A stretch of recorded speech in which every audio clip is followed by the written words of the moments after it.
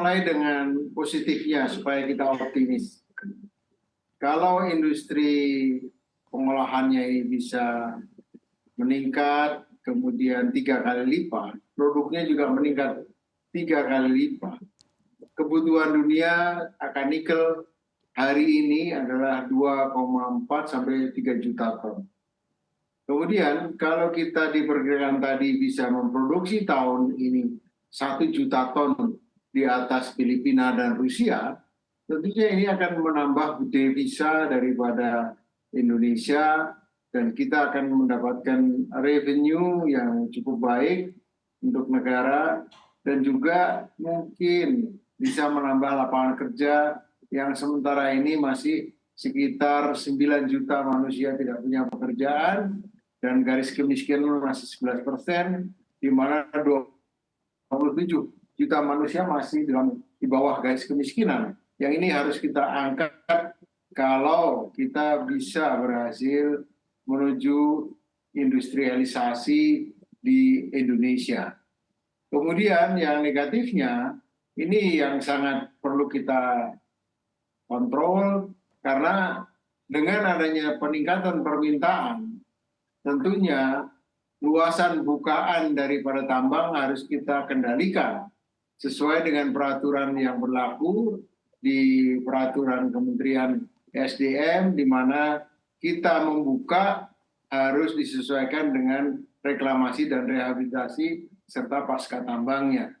Dan ini yang menjadi kunci untuk memenuhi syarat-syarat good mining practices dan juga ESG, environmental, kemudian social responsibility dan governance.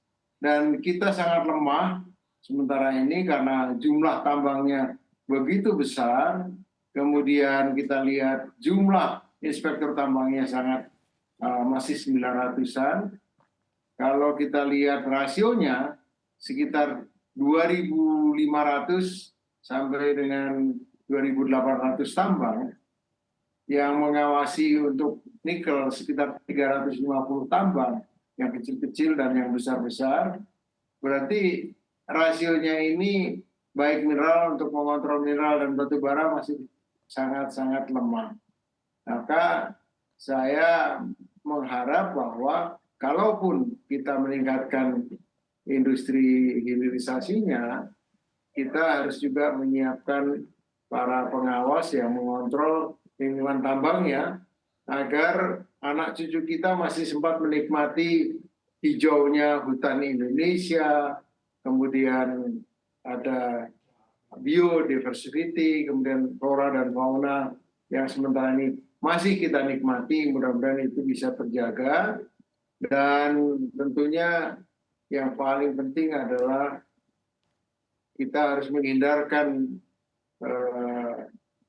overproduksi, karena ini akan berpengaruh kepada harga nikel. Jadi di sini kita menggunakan prinsip selalu keseimbangan. Jadi serasi, seimbang dan selaras di dalam rangka mencapai tahun 2045, di mana tahun emas yang kita impikan, yang kita siapkan bagi generasi yang akan datang. Oke, baik. Pak Joko, ini kan juga Menko Marves begitu ya, Bapak Luhut Binsar Panjaitan mengatakan hal ini atau produksi ini harus dikendalikan agar memang tidak over begitu, nantinya juga menjadi berpengaruh pada atau berdampak pada harga dari nikel itu sendiri karena pasokannya berlimpah. Sebetulnya kalau bicara terkait regulasi dari sektor atau pelaku usaha begitu ya, untuk regulasinya inginnya seperti apa atau apa yang diharapkan dari regulasi ini? Apakah memang nantinya ada pembatasan begitu dari produksi nikel atau arahnya akan kemana, arah kebijakannya? Pak Joko, silakan. Kalau kita lihat rencana besar nikel yang dibuat tahun 2019, kita menambang sekitar 95 juta. Sekarang sudah sampai dengan 150 juta. Dan kemudian kita akan meningkat ke depan menjadi 3 kalinya. Berarti itu menjadi 360 juta. Nah, ini kan akan mempengaruhi daya dukung cadangan kita. Eksplorasinya belum banyak dilakukan, sementara nikel ini kan non-renewable resources yang tidak bisa diperbarui. Sehingga kita perlu berhati-hati agar kalau terjadi peningkatan penambangan dari biji nikel, kita juga didorong untuk mempercepat terlahirnya industri-industri yang menggunakan nikel sebagai bahan dasarnya. Karena kalau kita tidak cepat membangun industrinya, nanti kita kehabisan nikel yang ada di Indonesia, industrinya belum juga terbangun.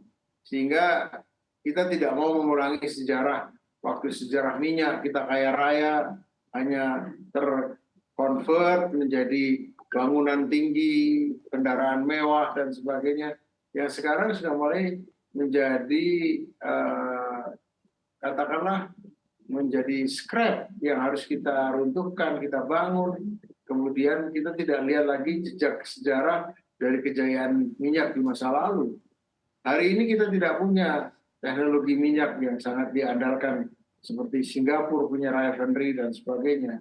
Kita mau refinery aja sampai ke sana. Sehingga harapan saya kalau memang kita ingin membangun, kita harus bersamaan membangun kebangunan daripada industri dasar di Indonesia yang sekarang ini sudah dimulai. Mudah-mudahan banyak investor yang bersedia membangun industri-industri yang bisa dibangunkan untuk membuat tube, untuk membuat plate, untuk membuat komponen baterai, perkusor, katoda, dan sebagainya. Karena ini adalah syarat industrialisasi di mana negara kalau ingin maju tentunya dipercepat.